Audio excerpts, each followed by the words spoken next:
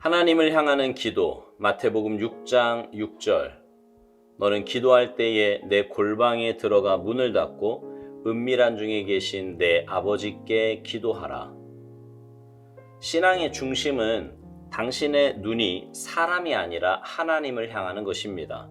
기도하는 사람으로 알려지고 싶은 욕구로 기도하지 마십시오. 아무도 모르게 골방에 들어가 문을 닫고 오직 은밀한 가운데 하나님께 기도하십시오. 당신의 하늘 아버지를 아는 것 외에 다른 동기를 가지면 안 됩니다. 은밀한 기도를 위해 정해놓은 시간도 없이 당신이 제자의 삶을 산다는 것은 불가능합니다. 기도할 때에 중언부언하지 말라. 마태복음 6장 7절. 하나님은 우리가 열심히 기도하기 때문에 우리 기도를 들으시는 것이 아닙니다. 오직 예수님의 구속의 근거에서 들으시는 것입니다. 하나님께서는 절대로 우리의 열심에 감동받지 않으십니다. 기도는 단지 하나님으로부터 뭔가를 얻기 위한 것이 아니라, 물론 이것은 기도의 가장 초보 단계입니다. 하나님과 온전한 교제 가운데 들어가는 것입니다. 만일 하나님의 아들이 중생에 의해 내 안에 계시다면 그분은 우리의 상식을 넘어서는 곳까지 강권하셔서 우리의 기도 내용 및 기도의 자세를 변화시키실 것입니다. 구하는 이마다 받을 것이요. 마태복음 7장 8절. 우리는 의지를 사용하지 않은 채 종교적인 상투어로 기도합니다. 그런 후 하나님이 기도에 응답하지 않으신다고 불평합니다. 사실 우리는 아무것도 구하지 않았습니다. 예수님은 무엇이든지 원하는 대로 구하라고 말씀하셨습니다. 구한다는 것은 우리의 의지가 그 안에 들어있다는 뜻입니다.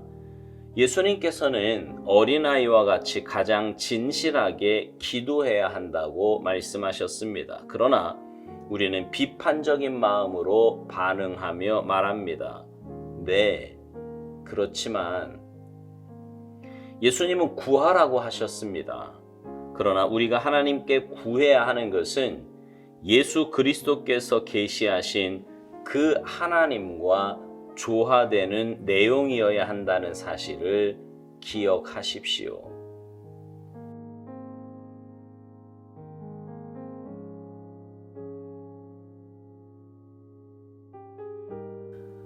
제가 처음 한국에 나와서요, 목회할 때 어떤 유명한 목사님이 기도를 굉장히 많이 한다는 말을 들었습니다.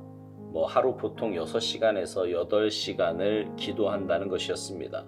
근데 이제 얼마 후에 그 뒤에 들리는 소리는 그분의 비서되는 분의 폭로였습니다. 자기가 목사님 스케줄을 아무리 봐도 하루에 6시간 내지 8시간을 빼낼 수 없는데 어떻게 매일 그만큼의 시간을 기도하실 수 있는지 모르겠다는 것이었습니다. 목사님들 가운데요, 실제로 자신의 기도 시간이 엄청나게 길다는 것을 은연중에 자랑 아닌 자랑을 하는 분들이 있습니다. 이건 평신도들도 마찬가지예요. 주로 중직들 가운데 그런 분들이 있는데 평소 자신은 기도를 많이 한다는 겁니다. 기도원도 자주 가고 산기도도 자주 하고 성전 기도도 많이 한다는 거지요. 다 좋습니다. 실제로 그렇게 기도한다고 칩시다. 왜 알리는 거예요, 그걸? 그렇게 말하는 이유가 뭐냐고요? 그러면 더 신령해 보입니까? 아니면 자신의 삶에 뭔가 구린 게 있는데 그것을 기도 시간으로 커버하려고 하는 건가요? 그런데 그렇게 기도하는 것을 밝히려는 사람은요, 예수님 때부터도 있었습니다.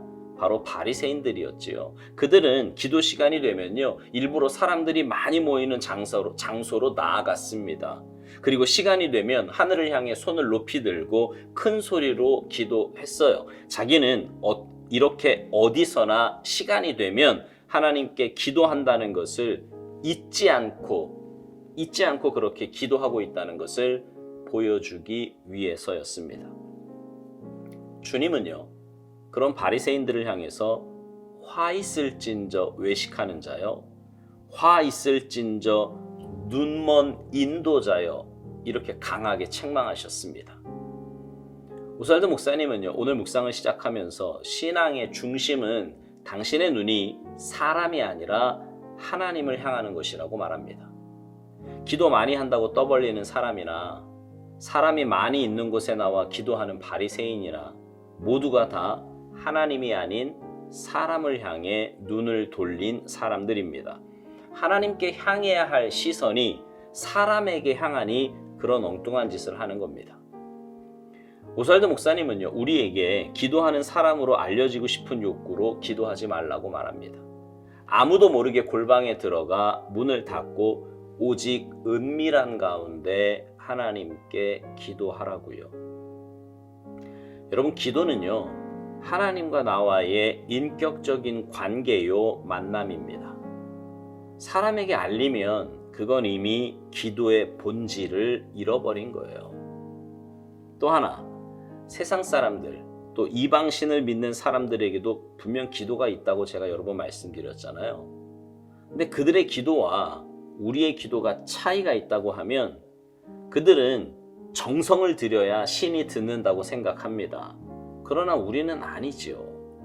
오스왈드 목사님 말대로 하나님은 우리가 열심히 기도하기 때문에 우리 기도를 들으시는 것이 아닙니다. 오직 예수님의 구속의 근거에서 우리의 기도를 들으시는 겁니다.